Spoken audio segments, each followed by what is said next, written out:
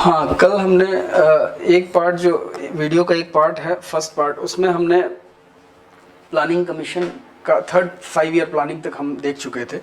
जब 1962 में India China war हुआ, उसके बाद 65 तुरंत वही ये थर्ड 5 ईयर प्लानिंग चल रहा था।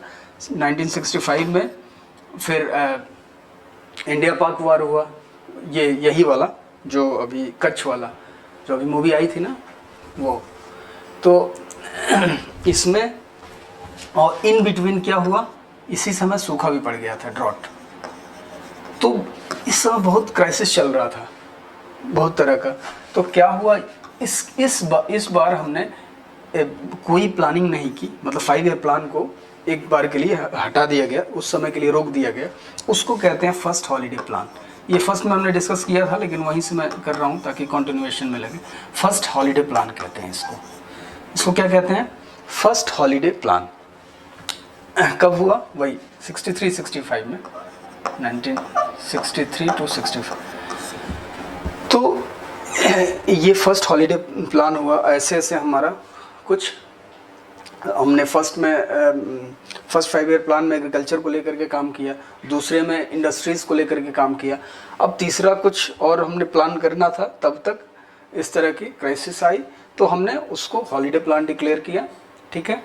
लेकिन इस समय, इस दौरान जो हम बाकी दुनिया में ग्रीन रिवॉल्यूशन का दौर चल रहा था। ग्रीन रिवॉल्यूशन फूड के लिए, तो मतलब अगर फूड में इंडिया सेल्फ सफिशिएंट है तो उसका वजह है ग्रीन रिवॉल्यूशन। बल्कि पूरी दुनिया अगर फूड को लेकर के, मतलब इतना पॉपुलेशन के बाद भी अगर सबको फूड अवेलेबल हो पा रहा है, तो वो वजह यही है, ग्रीन रिवॉल्यूशन। तो उस पर काम करना शुरू किया है इंडिया ने 1963-64 के आसपास। तो उसमें ग्रीन रिवॉल्यूशन की, जब भी ग्रीन रिवॉल्यूशन की बात होगी तो भारत में MS स्वामीनाथन का नाम आएगा। पूछता है कि who is the father of green revolution, तो कौन थे, MS स्वामीनाथन। तो इन्होंने काफ़ी कुछ काम किया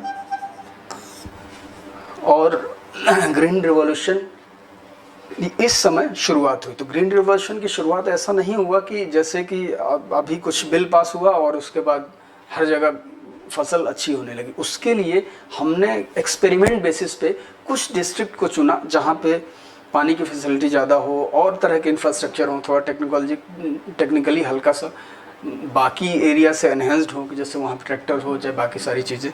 तो वैसी जगह को हमने चूज़ किया 5, 6, 7 डिस्ट्रिक्ट में। वहाँ पे जो नए सीड्स से बीज जो थे, नए सीड्स आए थे मार्केट में, क्या डंकल प्रस्ताव करके आया था इन्हीं सब के लिए, रिप्लेसमेंट के लिए, वो ग्रीन रिवॉल्यूशन के लिए ही था वो।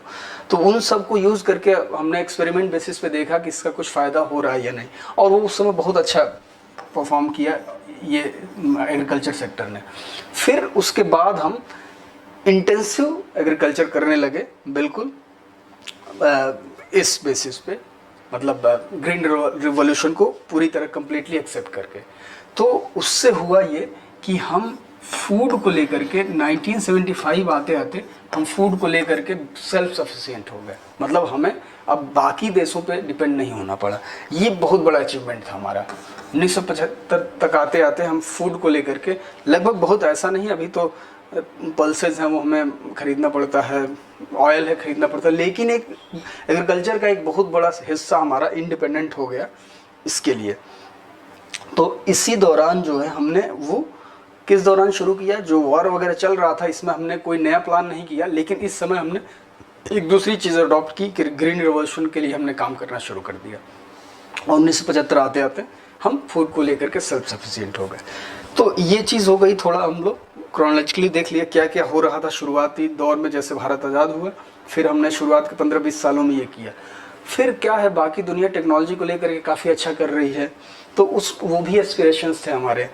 फिर ये भी था कि अभी जो वॉर हुआ था, 2-2, 3-3 वॉर हो रहा है, बगल में सामने चाइना जैसा कंट्री है, इतना ह्यूज मार्केट के अलावा, इकॉनमी के अलावा बहुत पावरफुल नेशन भी था, UNSC का मेंबर भी था, सिक्योरिटी काउंसिल का। तो ऐसे कंट्री बगल में बिल्कुल पाकिस्तान, जिससे कि हमेशा मतलब डिस्प्यूट था। तो इन सब चीज़ों से हमें डील करना था। तो उसके लिए एक ज़रूरी चीज़ जो हमारे लीडरशिप को लगी कि हमें न्यूक्लियर पावर अचीव करना है कैसे भी करके। तो न्यूक्लियर पावर अचीव करना है, इसके लिए काम शुरू हो गया था, मतलब काम शुरू हो गया। और 1974 में हमने पहला न्यूक्लियर टेस्ट किया इंदिरा गांधी सरकार द्वारा। ठीक है, 1974 में हमने पहला न्यूक्लियर टेस्ट किया बाय इंदिरा गांधी गवर्नमेंट, याद रखना। 1974 में हमने न्यूक्लियर टेस्ट किया और ये न्यूक्लियर टेस्ट सब जानते हैं हम, सक्सेसफुल हुआ। और उसी समय का एक फेमस स्टेटमेंट है, बुद्धा हैज़ लाफ्ड। जब ये सक्सेसफुल हुआ तो इंदिरा गांधी को मैसेज दिया गया कि सक्सेसफुल हो गया। उसका कोड लैंग्वेज था बुद्धा हैज़ लाफ्ड। ठीक है, तो ये हुआ 1974 में। ठीक है, फिर 75 में अगला हम लोग तुरंत रसिया के सहयोग से, रसिया के कोऑपरेशन से हमने आज पहला मिशन भेजा स्पेस में, आर्यभट्ट को हमने स्पेस में भेजा, आर्यभट्ट उपग्रह। इससे हमारा स्पेस प्रोग्राम भी फंक्शनिंग हो गया। वैसे फंक्शनिंग था पहले, लेकिन हमने कुछ मतलब टेंजिबल अचीव किया कि आर्यभट्ट भेजा 1974 में न्यूक्लियर टेस्ट, 75 में आर्यभट्ट स्पेस में हमने अपना काम शुरू किया। उसके बाद ये अभी इतना हमने 74, 75, 20, 25 साल में अचीव किया। फिर इसी दौरान कई तरह की मूवमेंट चलने लगे पूरे इंडिया में चारों तरफ। फिर क्या हुआ, 1977 में जो ये करंट गवर्नमेंट थी इंदिरा गांधी सरकार, वो गिर गई। तो पहली बार क्या हुआ, 1978 में एक नॉन कांग्रेस गवर्नमेंट फॉर्म हुई मोरारजी देसाई के नेतृत्व में। ये पॉलिटिकल आपको लग रहा होगा, लेकिन ये जरूरी है, तभी हमें पता लगेगा। ये इकोनॉमी से रिलेट करता है, इसलिए मैं बता रहा हूँ कि मोरारजी देसाई सरकार आई 1978 में, और इन्होंने जो 5 ईयर प्लान चल रहा था उसको कैंसिल कर दिया, हटा दिया। ठीक है ना, मोरारजी देसाई सरकार आई, 5 ईयर प्लान उनको पसंद नहीं आया, उन्होंने हटा करके एक नया प्लान शुरू किया जिसको हम बोलते हैं रोलिंग प्लान, जिसको बोलते हैं हम रोलिंग प्लान। तो ये पूछता है कि रोलिंग प्लान कब शुरू हुआ, किस गवर्नमेंट द्वारा, तो मोरारजी देसाई सरकार द्वारा 1978 में रोलिंग प्लान इन्होंने शुरू किया। ठीक है, फिर रोलिंग प्लान क्या होता है, ये जैसे 5 ईयर के लिए है, ये 1 साल के लिए, 2 साल के लिए, 2 साल का प्लान होगा, 2 साल में हम, मतलब इन लोगों को ये लग रहा था कि 5 ईयर लंबा टाइम है, उसमें अचीव करने में काफ़ी टाइम लगता है, वेट करना पड़ता है कि हाँ क्या हुआ। ऐसे 2 साल में, 1 साल में अगर होगा तो हम तुरंत उसको देख सकते हैं, उसका मतलब एनालाइज कर सकते हैं कि कहाँ पे कमी है, तो फिर उसको फास्टर ग्रोथ के लिए और चीज़ें, ऐसे हमको 5 साल वेट करना पड़ेगा, ऐसे 2 साल में हमें पता लगेगा कि हाँ क्या वजह से इस तरह का ग्रोथ नहीं हो पा रहा है। तो इसलिए रोलिंग प्लान इन्होंने अपनाया। फिर क्या हुआ 78 में, अब उस समय पॉलिटिकल क्राइसिस बहुत चल रहा था, फिर तुरंत 1980 में सरकार बदल गई, फिर जो है दोबारा 5 ईयर प्लानिंग दोबारा स्टार्ट हो गया। ठीक है, फिर ये आ गया हमारा 85 का दौर, दोबारा ये गवर्नमेंट आ गई, कांग्रेस सरकार आ गई, उसके बाद दोबारा 5 ईयर प्लान शुरू हो गया। अभी हम इसमें हम लोग थोड़ा टेक्नोलॉजी को लेकर के थोड़ा कॉन्शियस हुए कि हम लोग टेक्नोलॉजी और ह्यूमन रिसोर्स को लेकर के हमने बात करना शुरू की। 1985 जैसे अभी हमारे पास जो ह्यूमन रिसोर्स MHRD है वो 1985 में बना, उसके पहले नहीं था। ठीक है ना, तो इस समय हमने बात करना शुरू कर दिया टेक्नोलॉजी को लेकर के, कैसे भारत में आए, और ह्यूमन रिसोर्स का मैनेजमेंट से रिलेटेड बातें शुरू हो गई। उसके बाद क्या हुआ, ये चलता रहा, अभी यही सब चल रहा था। फिर 1991 इस समय क्या चल रहा था, बाकी जगह अरबियन कंट्री में गल्फ वार छिड़ गया था, युद्ध होने लगा था गल्फ वार आपस कंट्रीज में, अरेबियन वर्ल्ड में। तो अब गल्फ वार जब चल रहा था उस समय, तो आपको पता है कि ऑयल हर एक कंट्री के लिए कितना इम्पोर्टेंट रोल प्ले करता है, किसी भी इकॉनमी के लिए। तो उस समय उस क्राइसिस की वजह से ऑयल प्राइस बहुत हाइक हुआ, और इंडिया में पहले से ही चूँकि हमने कम्युनिज्म की फ़िलासफ़ी अडॉप्ट की थी तो बहुत इन्वेस्टमेंट नहीं आता था इंडिया में, तो अभी हम बस कैसे भी करके सस्टेन्ड चल रहे थे, हल्का फुल्का कैसे भी मैनेज कर रहे थे। उसी समय ऑयल क्राइसिस हुआ और हम लगभग हमारी स्थिति बिल्कुल इकोनॉमिक इमरजेंसी वाली आ गई थी। कब? 1991 में इकोनॉमिक इमरजेंसी की स्थिति थी। फिर हम ने एक अब क्राइसिस बहुत ज़्यादा था, ये मैं बता रहा हूँ कि 1991 में इस तरह की प्रॉब्लम आ गई थी। तो उस क्राइसिस से उभरने के लिए कि अब कैसे मैनेज किया जाए इतने बड़ा इकॉनमी, या तो फाइनेंशियल इमरजेंसी लगा करके फिर मैनेज करना पड़ता। तो हमने उस समय फाइनेंशियल इमरजेंसी तो नहीं लगा, लेकिन एक हमने इम्पोर्टेंट स्टेप लिया जिसको बोलते हैं राव मनमोहन मॉडल। ठीक है, ये बहुत मतलब ये इतना इम्पोर्टेंट रिफॉर्म था कि उस समय से 1991 से लगभग हमारा जो इकॉनमी का जो डायरेक्शन था बिल्कुल शिफ्ट हो गया। मतलब हमारा जो झुकाव था कम्युनिज्म की तरफ इकॉनमी को लेकर के, वो अब हो गया कैपिटलिज्म की तरफ इसके बाद।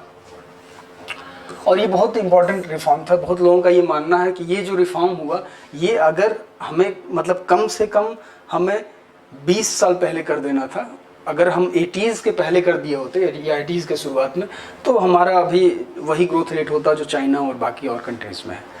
खैर वो अलग बात है। तो हम क्या कह रहे थे कि राव मनमोहन मॉडल हमने एक्सेप्ट किया। अब ये क्या है, ये किस तरह का, इसको बोला जाता है न्यू इकोनॉमिक पॉलिसी भी बोला जाता है। इसको न्यू इकोनॉमिक पॉलिसी या हाँ न्यू इकोनॉमिक पॉलिसी बोलते हैं, ठीक है ना। तो ये बहुत इंपॉर्टेंट स्टेप था।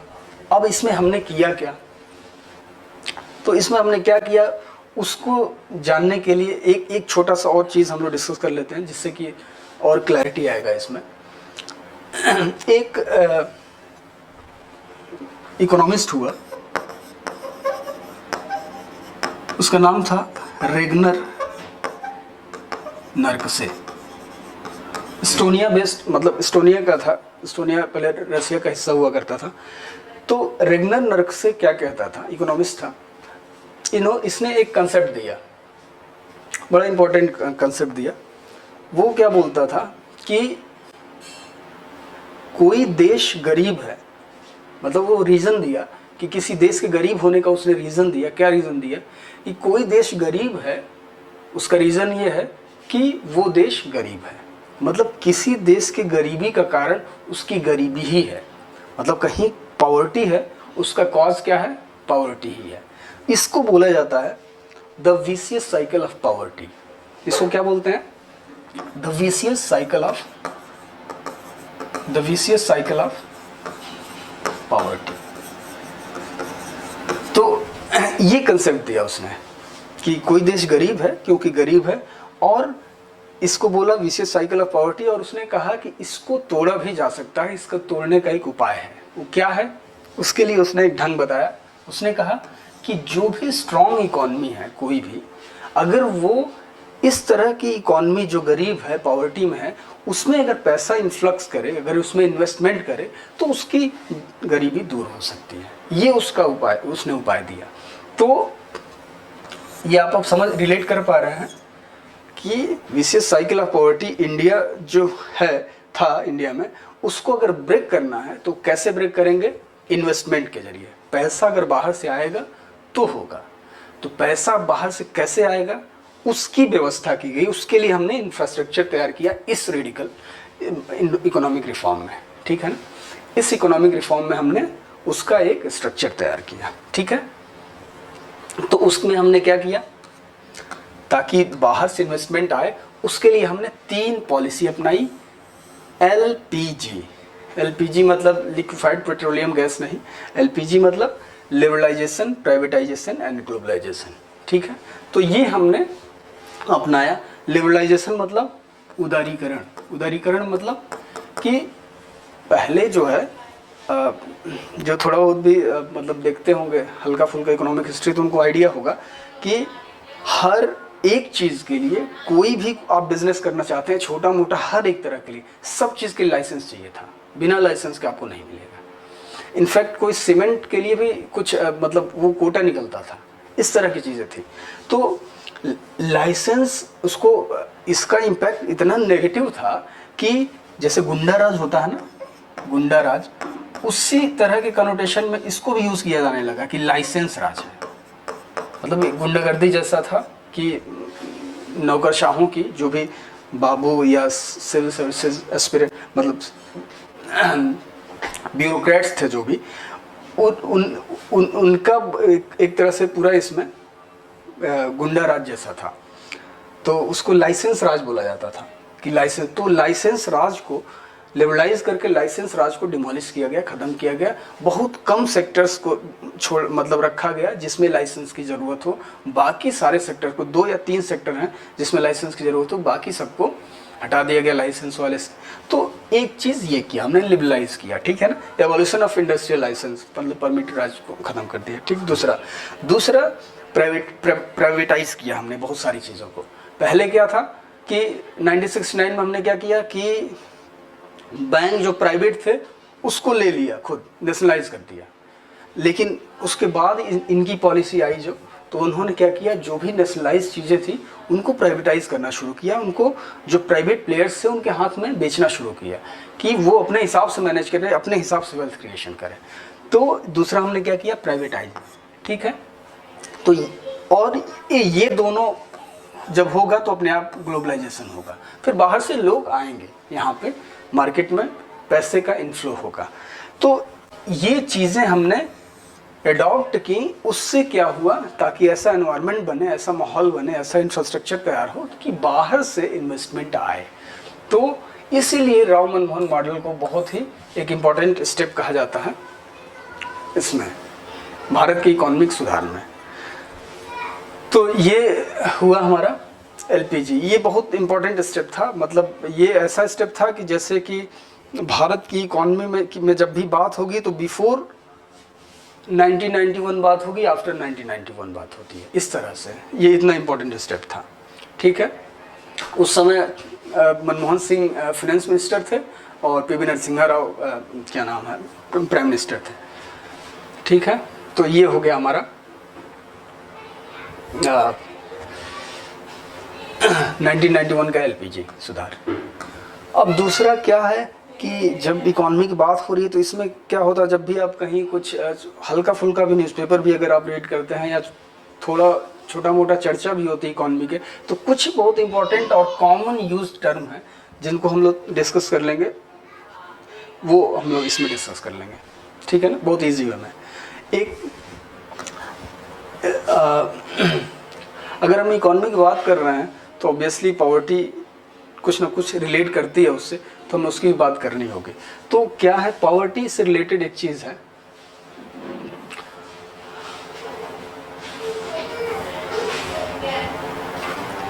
हाँ, एक आता बोला जाता है गिनी कोफिशिएंट। बहुत बार ये आया हुआ क्वेश्चन है और अक्सर पूछता है भी कि गिनी कोफिशिएंट क्या है। तो गिनी कोफिशिएंट हम ऐसे देखते हैं, गिनी कोफिशिएंट एक इस तरह का कोफिशिएंट है, मतलब एक वेरिएबल है जिसकी वैल्यू 0 से 1 के बीच में वेरी करती है, ठीक है ना, 0 से 1 के बीच में।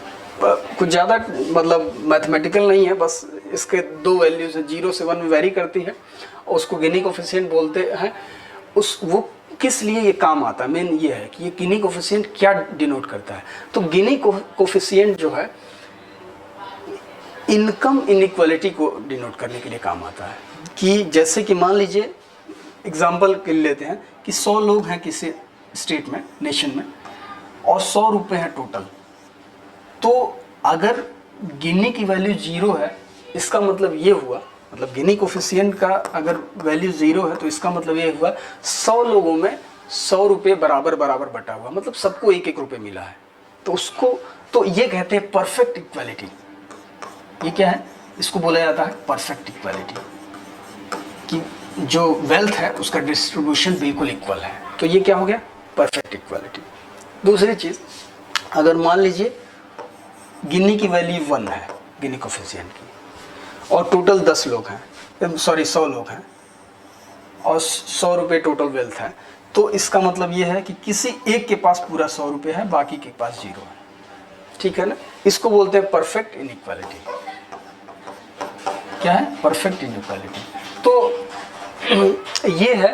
तो दूसरा जो केस है, ऐसा ना हो, मतलब ज़्यादातर वो जीरो के करीब हो, तो उसमें क्या होता है कि वेल्थ का जो डिस्ट्रीब्यूशन है वो लगभग इक्वल होता है। तो वही चीज़ ये इसमें बनाया हुआ, उसी चीज़ को इसमें दिखाया हुआ। जैसे आप ये देख सकते हैं कि अगर ये जो लाइन है वो क्या लाइन ऑफ इक्वालिटी ही तो दिखा रहा है कि 20 रुपये हैं और 20 लोग हैं, 40 रुपये हैं और 40 लोग हैं, 60 रुपये हैं और 60 लोग हैं, 80 रुपये हैं और 80 लोग हैं। ठीक है ना? तो अब रिलेट कर पा रहे हैं, तो इसका मतलब ये बिल्कुल इक्वल होगा तब ये वाली लाइन होगी। ठीक है। अब दूसरी चीज़ है लॉरेंज कर्व। अब ये जो दूसरा कर्व है ये क्या है? इसको लॉरेंज कर्व बोलते हैं। ये लाइन ऑफ इक्वलिटी हो गया क्योंकि सब बराबर बराबर मिल रहा है यहाँ पे, और इसको लॉरेंज कर्व, जो प्रैक्टिकल होता है लॉरेंज कर्व, वो लॉरेंज कर्व मतलब ये क्या बताता है? लॉरेंज कर्व कितना इनइक्वालिटी है सोसाइटी में वो दिखाता है, जो इन्हीं ग्राउंड पे ड्रॉ किया जाता है। ठीक है ना? 0 और 1 के बीच। तो लॉरेंज कर्व क्या बताता है कि समाज में कितना फाइनेंशियल इनइक्वालिटी कितना है, वेल्थ का डिस्ट्रीब्यूशन किस असमान ढंग से है, वो हमें लॉरेंज कर्व बताता है ये। ठीक है। तो ये हमने देखा इनकम इनइक्वालिटी, लॉरेंज कर्व क्या है। ठीक। मतलब कई बार ये ऐसे पूछ देगा कि लॉरेंज कर्व किससे रिलेट करता है? इनकम इनइक्वालिटी, वो सब तो ऑप्शन सही हो, ठीक है, इनकम इनइक्वालिटी बोल देंगे। फिर किस चीज़ से? तो गिनी कोफिशिएंट से रिलेट करता है। गिनी कोफिशिएंट से ही हमने लॉरेंज कर्व को ड्रॉ किया है। अब नेक्स्ट हम देखते हैं विशेष साइकिल ऑफ पॉवर्टी। ये हमने अभी देखा जो रामन मोहन मॉडल में। एक बार ऐसे देख लेते हैं वो कैसे इम्पैक्ट करता है कि जैसे उसको उस साइकिल को इसने दिया कि किस तरह से लो पॉवर्टी कैसे विशेष साइकिल कैसे बनता है। तो ये विशेष साइकिल बताया कि जैसे अगर लो इनकम है कहीं का, फिर क्या होगा? अगर लो इनकम है तो डिमांड भी लो होगा, लो डिमांड होगा तो इन्वेस्टमेंट नहीं आएगा, लो डिमांड है तो इन्वेस्ट कौन करेगा जब डिमांड ही नहीं है? तो लो इन्वेस्टमेंट होगा, फिर कैपिटल नहीं बनेगा, इन्वेस्टमेंट नहीं है तो कैपिटल फॉर्मेशन नहीं है, फिर प्रोडक्टिविटी नहीं है, फिर अर्निंग भी कम ही होगी, उसके बाद फिर लो इनकम ही होगा। तो ये एक विशेष साइकिल है। इसको ब्रेक करने के लिए हमें क्या करना है? इसी को ब्रेक करने के लिए, इसको अगर हमें ब्रेक करना है तो क्या करना है? इन्वेस्टमेंट करना है। ठीक। तो ये है विशेष साइकिल ऑफ पॉवर्टी। अब दूसरा एक, हाँ, ये भी बड़ा इंपॉर्टेंट कंसेप्ट है। ये अभी मतलब मुझे लगता है कि लास्ट ईयर जब वो वाला केस आया था ना, पनामा अकाउंट वाला, तो उसमें बड़ा ये सब डिस्कस किया गया था। Trickle down theory. ट्रिकल मतलब ट्रिकल करना। तो ट्रिकल डाउन थ्योरी क्या है? ट्रिकल डाउन थ्योरी ये है कि इसमें ये बताया जाता है कि वेल्थ क्रिएशन जो है बहुत इंपॉर्टेंट है। वेल्थ क्रिएशन होना चाहिए, और जब वेल्थ क्रिएट होगा तो अपने आप वो सभी लोगों को, अपने आप वो वेल्थ क्रिएशन में हमें ये नहीं देखना है कि कितने लोगों के पास वेल्थ क्रिएट हो रहा है, बहुत कम लोगों के पास। अगर हो रहा है तो भी कोई इश्यू नहीं है, क्योंकि वो जो भी वेल्थ क्रिएट हो रहा है अपने आप ट्रिकल करेगा सब पे। जैसे उनके पास हो जाएगा फिर ट्रिकल करेगा नीचे, और इस तरह से सभी लोग उससे मतलब लाभान्वित होंगे। तो ये कंसेप्ट दिया, जिसको जो भी कम्युनिज्म की आइडियोलॉजी रखता है वो इस फिलॉसफी को, इस थ्योरी को बहुत क्रिटिसाइज करते हैं। अभी इस साल भी मतलब कोई सर्वे हुआ था, किसी ने पेपर पब्लिश किया था, तो उसको, इस थ्योरी को बहुत क्रिटिसाइज किया था इन लोगों ने कि ट्रिकल डाउन थ्योरी का क्या हुआ, कोई मतलब इतना वेल्थ क्रिएशन हुआ लेकिन डिस्ट्रीब्यूशन के मामले में कुछ नहीं है। तो इस तरह से ट्रिकल डाउन थ्योरी को क्रिटिसाइज भी किया जाता है, और ये क्रिटिसिज्म को ये दिखाया हुआ है इस तरह से कि वेल्थ तो आ रहा है लेकिन यहाँ ट्रिकल होने के बजाय वो सीधे पनामा अकाउंट में जा रहा है। ठीक है। तो ये है ट्रिकल डाउन थ्योरी। कैसे कैसे क्या होता है ये आप देख लिए कि कंसेप्ट ये है कि एक के पास पैसे आएंगे तो बुरी चीज़ नहीं है, मतलब बेसिकली कैपिटलिज्म के सपोर्ट में ये ट्रिकल थ्योरी दी गई थी। ठीक। फिर एक आता है, हाँ ये भी इम्पोर्टेंट है, ग्लोबलाइजेशन के लिए बहुत इम्पोर्टेंट कंसेप्ट दिया। एक थे David Ricardo,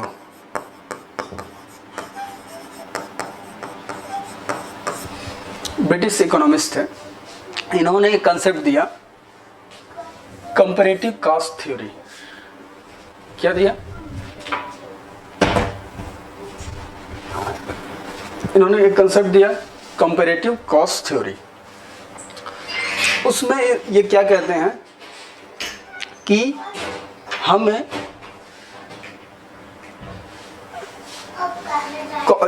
comparative cost theory दिया। इसमें इन्होंने कहा कि जो भी जगह है, जैसे कि एग्जांपल को लेकर के समझते हैं तो आसान रहेगा कि जैसे मान लीजिए यूपी है और महाराष्ट्र है।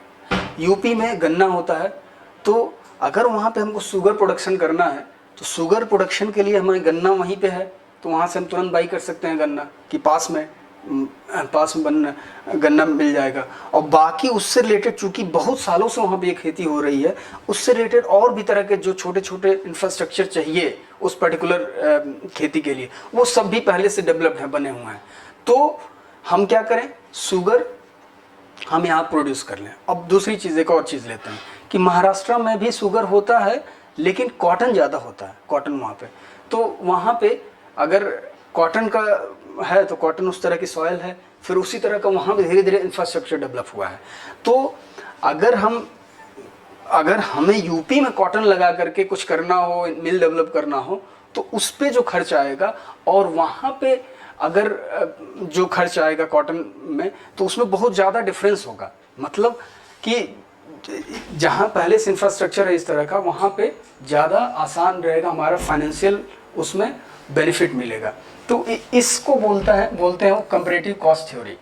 इसको बोलते हैं कंपैरेटिव कॉस्ट थ्योरी कि जहाँ पे जो चीज़ इजीली अवेलेबल है, जहाँ पे कम कॉस्ट में हो रही है चीज़, वहाँ पे होने दें और उसको हम अपने यहाँ इंपोर्ट कर लें, और जो जहाँ और उसे दूसरे के यहाँ एक्सपोर्ट कर दें। तो इसको कंपैरेटिव थ्योरी बोला जाता है।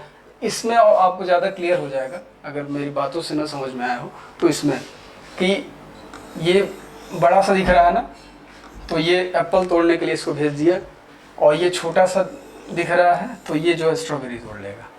मतलब समझ रहे हैं ना कि जो काम कर सकता है वो करे, यही कंपैरेटिव कॉस्ट थ्योरी है। तो ये इसका एडवांटेज ये है, ये वाला थ्योरी मतलब बहुत काम का है, जिससे ग्लोबलाइजेशन में इसका बहुत फ़र्क पड़ा कि हमारे यहाँ अगर कुछ इस तरह की चीज़ है जो हम कर सकते हैं, हमारा उस तरह का लैंड है, लेकिन बाकी सारी चीज़ें इंफ्रास्ट्रक्चर इतना चाहिए होगा कि उतने में हम इंपोर्ट कर लेंगे उसको, जो इसके लिए स्पेशलिस्ट है जो कंट्री। और हमारे यहाँ इसी तरह मतलब वाइस वर्सा सभी। तो कंपैरेटिव कॉस्ट थ्योरी इसीलिए ग्लोबलाइजेशन के लिए बड़ा इंपॉर्टेंट रोल प्ले करती है। तो ये कुछ 2-3 चीज़ें थी इंपॉर्टेंट टेक्निकल टर्म जो कि इसमें काफ़ी यूज़ होता है। अब हम देख लेते हैं इंडिया को ग्लोबल पर्सपेक्टिव में इंडिया के इकॉनमी का साइज़ क्या है। ग्लोबल पर्सपेक्टिव में इंडिया के इकॉनमी किस तरह से है।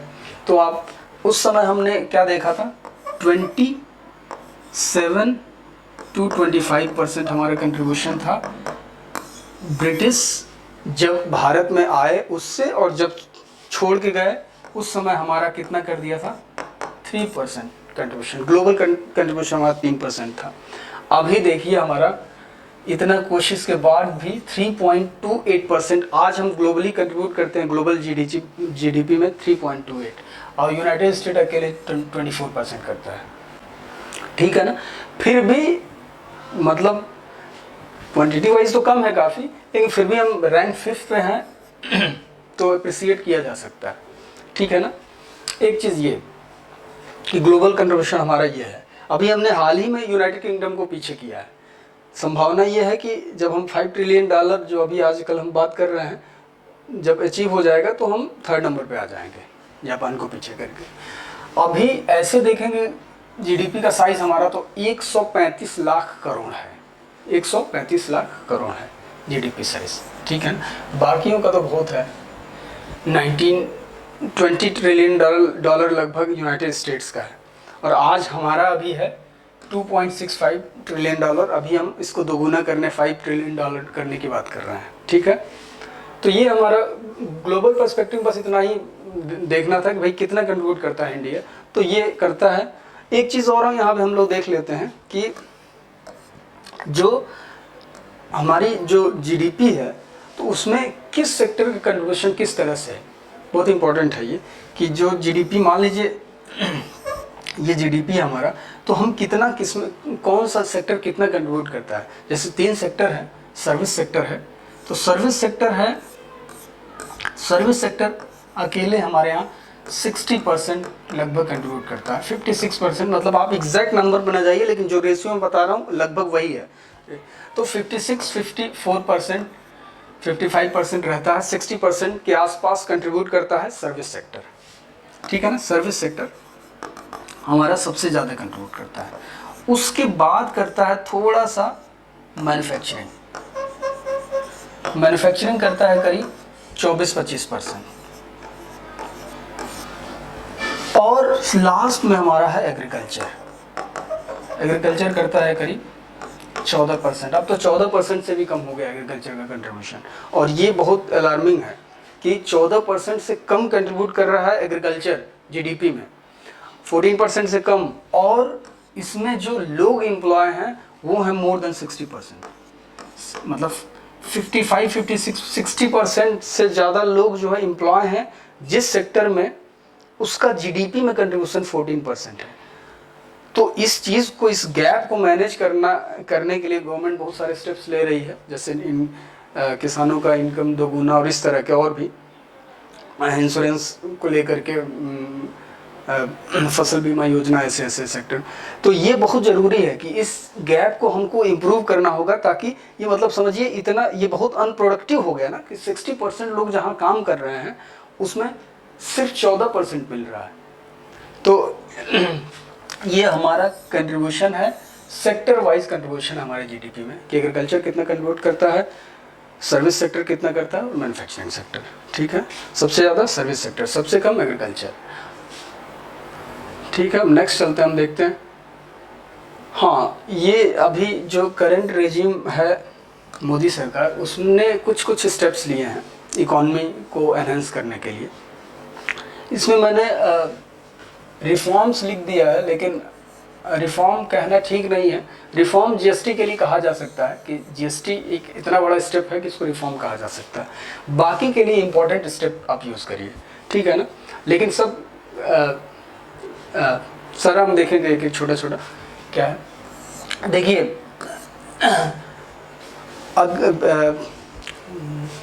कौन सा जनधन अकाउंट, हाँ जनधन अकाउंट अभी 2014-15 में शुरू हुआ जनधन अकाउंट। तो हमने 1969 में, अभी हमने जिक्र किया था 1969 में हमने बैंक को नेशनलाइज किया, 16 बैंकों को नेशनलाइज किया, 14 बैंकों को 1969, इसीलिए ताकि हम सभी जो भी लोग हैं, कॉमन मैन है, उसको बैंक से जोड़ सकें। बैंक एक बहुत इंपॉर्टेंट फाइनेंशियल सिस्टम का हिस्सा है ना, तो उससे हम जोड़ सकें, इसके लिए हमने इस समय किया था। लेकिन कोई खास अचीवमेंट नहीं आया, लोग जुड़े लेकिन ऐसा कोई मिशन लेवल पे काम नहीं हो पाया इसमें। उसी को इन लोगों को बैंकिंग सिस्टम से जोड़ने के लिए ये जन आधार जनधन अकाउंट की व्यवस्था की गई 2015 में। अब इसका क्या मतलब, इसकी सार्थकता क्या यूज़ है कि इकोनॉमिक सिस्टम से जुड़ने के लिए, क्योंकि जो इकोनॉमिक सिस्टम से अगर जुड़ना है तो अगर बहुत सारी चीज़ें हैं इकोनॉमिक सिस्टम से जुड़ने के लिए, लेकिन एक ढंग जो डायरेक्ट है वो है बैंकिंग सिस्टम से जुड़ जाना। क्योंकि बैंकिंग सिस्टम अभी कुछ भी है, अगर हम मान लीजिए कोई भी पॉलिसी बनाते हैं तो जो भी क्या मतलब जो जिसका हमारे पास सब कुछ लिखा हुआ है, जो सबका अकाउंटेड है जो चीज़ें, तो उसी के ग्राउंड पे हम कोई भी पॉलिसी बनाते हैं ना, कि जो चीज़ें सब अकाउंटेड हैं वही ग्राउंड होता है पॉलिसी बनाने का।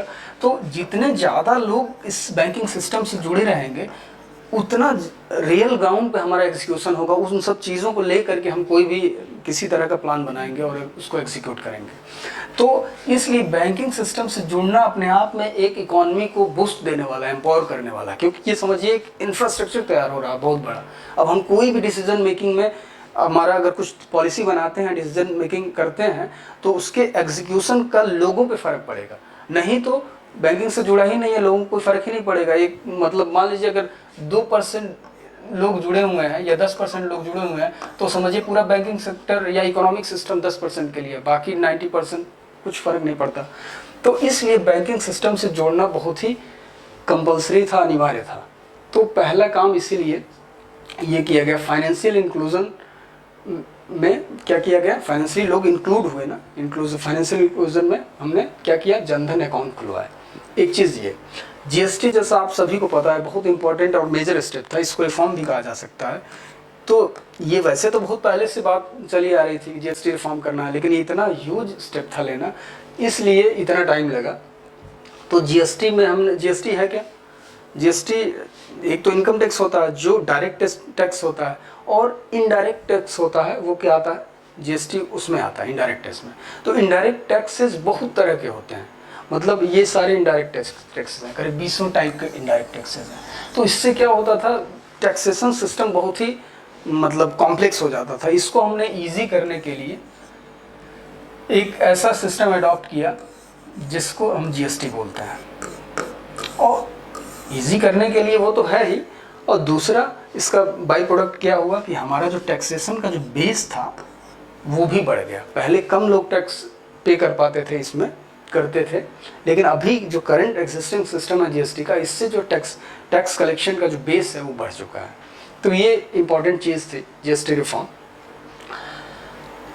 और फिर तीसरा क्या है, मेक इन इंडिया। मैन्युफैक्चरिंग के लिए आपको पता है, अगर मैन्युफैक्चरिंग से मतलब अगर इकॉनमी में एक तगड़ा बूस्ट चाहिए तो उसके लिए मैन्युफैक्चरिंग पे आपको ध्यान देना पड़ेगा।